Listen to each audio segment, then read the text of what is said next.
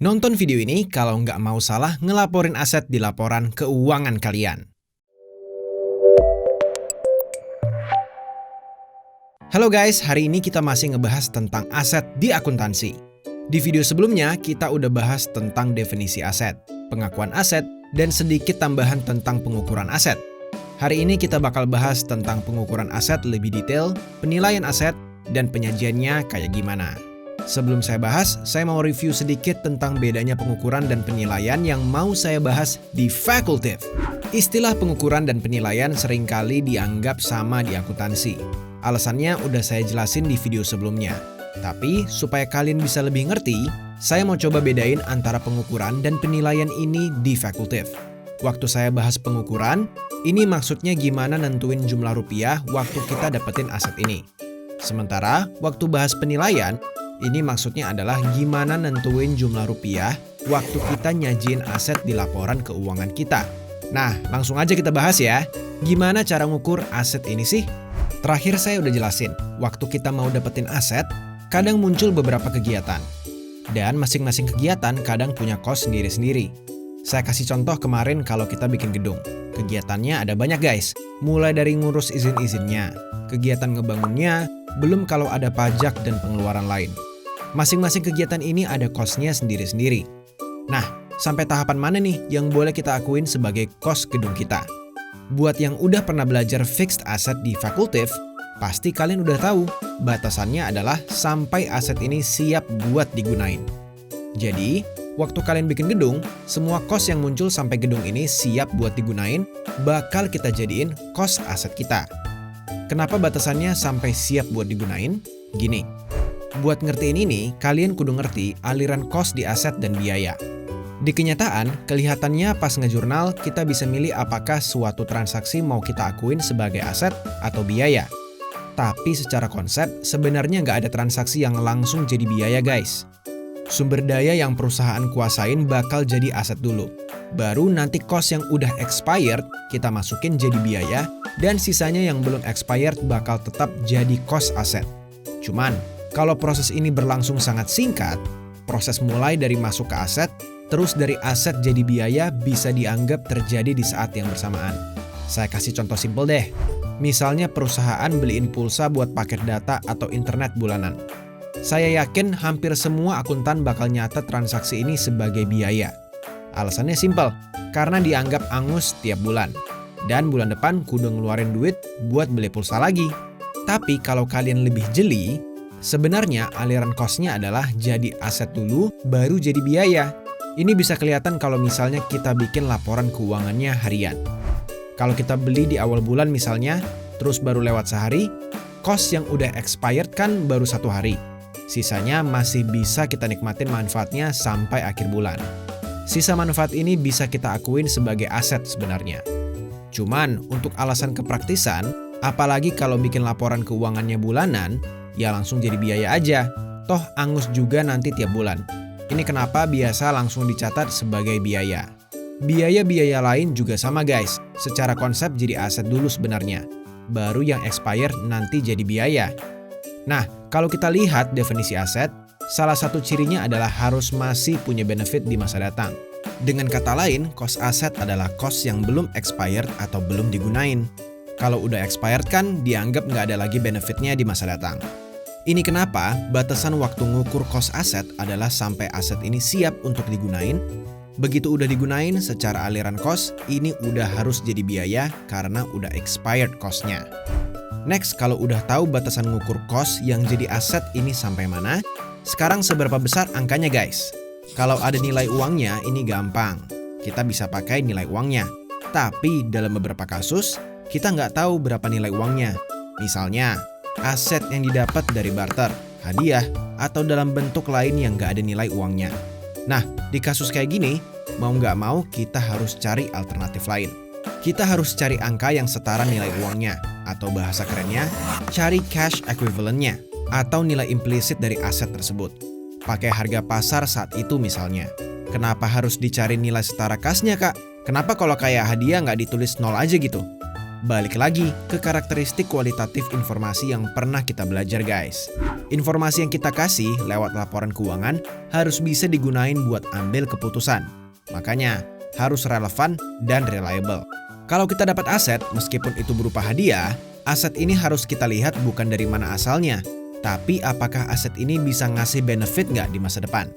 Atau bisa dibilang, aset yang kita kuasain pasti punya potensi untuk ngasilin keuntungan buat kita. Yang gunain laporan keuangan biasa ngukur potensi ini dengan berbagai cara. Ada yang pakai return on investment, return on asset, return on equity, tergantung mau analisanya seperti apa. Kalau cost asetnya 0, kan sulit guys ngitung returnnya. Kalau ngasal kasih angka juga malah nggak gambarin keadaan sebenarnya. Feedback value dan representational faithfulness dari laporan keuangan kita jelek nanti. Ini kenapa kita harus cari nilai setara kasnya guys. Kedua hal ini yang harus kalian paham waktu ngukur aset. Pertama, tahu batasnya, yaitu sampai aset ini siap buat digunain. Dan yang kedua, untuk besarannya bisa gunain nilai uangnya atau yang setara dengan nilai uang aset ini. Nah, kalau kalian udah tahu cara ngukurnya, sekarang saya mau bahas gimana cara menilai atau nge-value aset kita. Penilaian aset yang saya bahas di sini sekali lagi adalah pas waktu kita mau nyajiin laporan keuangan. Mungkin sebagian dari kalian ada yang bingung. Kenapa harus dibedain sih antara pengukuran dan penilaian? Bukannya angka yang kita dapetin waktu kita kuasain aset ini, ya angka itu yang kita pakai buat nyajiin. Gini guys, kalau kita mandang aset sebagai sisa potensi buat ngehasilin pendapatan di masa depan, ya memang tinggal lihat aja sejarahnya, cost awalnya berapa, yang udah digunain berapa, sisanya berapa, alias pakai cost historis. Tapi kenyataannya, kadang aset-aset tertentu gak cuman ngegambarin ini. Saya ambil contoh kalau perusahaan punya investasi jangka pendek deh, entah di saham, obligasi, dan sejenisnya. Investasi jangka pendek seperti ini memenuhi semua ciri aset. Investasi jangka pendek jelas bisa ngasih benefit di masa depan, dikuasain perusahaan, dan pasti ada transaksinya. Tapi selain ini, investasi jangka pendek juga ada kegunaan lain. Bisa dicairin dalam waktu cepat buat jadi duit misalnya. Yang jadi problem untuk nyairin, kita harus jual investasi jangka pendek kita di pasar. Di mana uang yang kita terima nanti tergantung harga pasar saat itu berapa.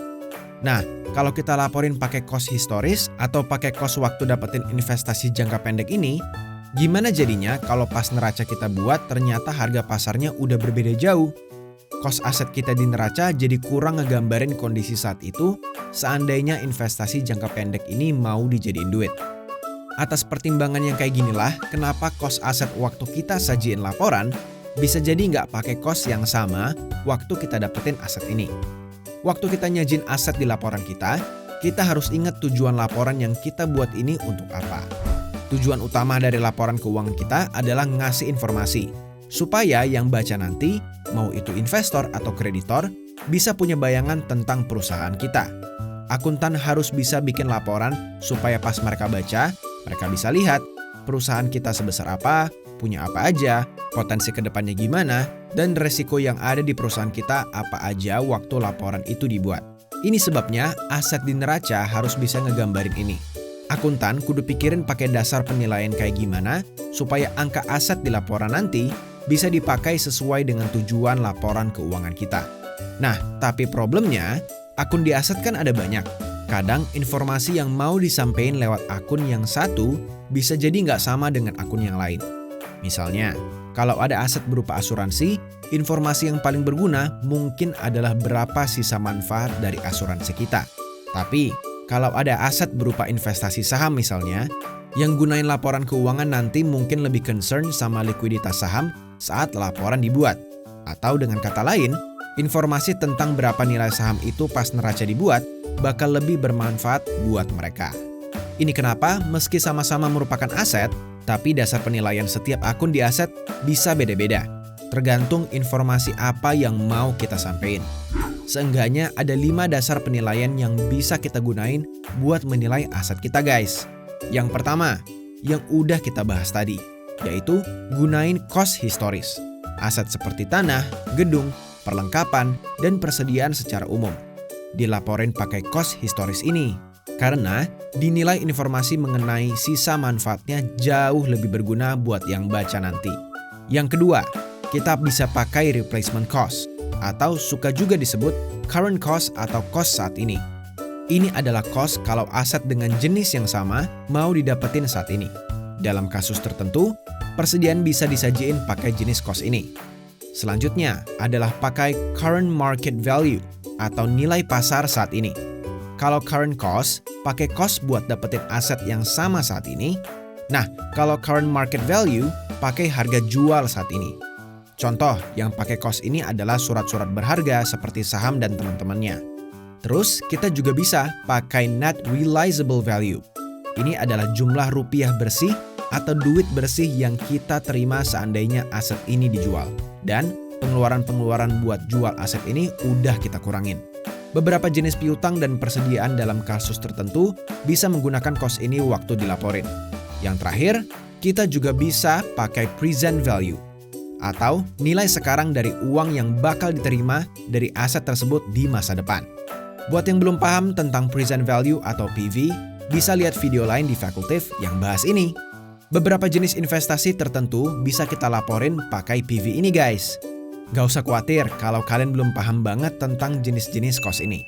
Saya bakal jelasin terpisah nanti lebih dalam di video-video selanjutnya. Setelah tahu ngukurnya gimana, nilainya gimana, yang terakhir adalah ngelaporin aset ini bagusnya kayak gimana guys. Saya kasih pedomannya secara umum ya. Sekali lagi ini pedoman.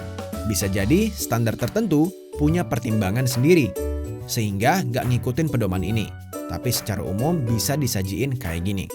Yang pertama, kalau neracanya pakai format yang dibagi dua, aset disajiin di sebelah kiri neraca. Kalau formatnya berbentuk laporan yang dari atas ke bawah, aset disajiin di bagian atas atau bagian pertama dari neraca. Terus, aset ini diklasifikasikan jadi aset lancar dan aset tetap atau aset tidak lancar.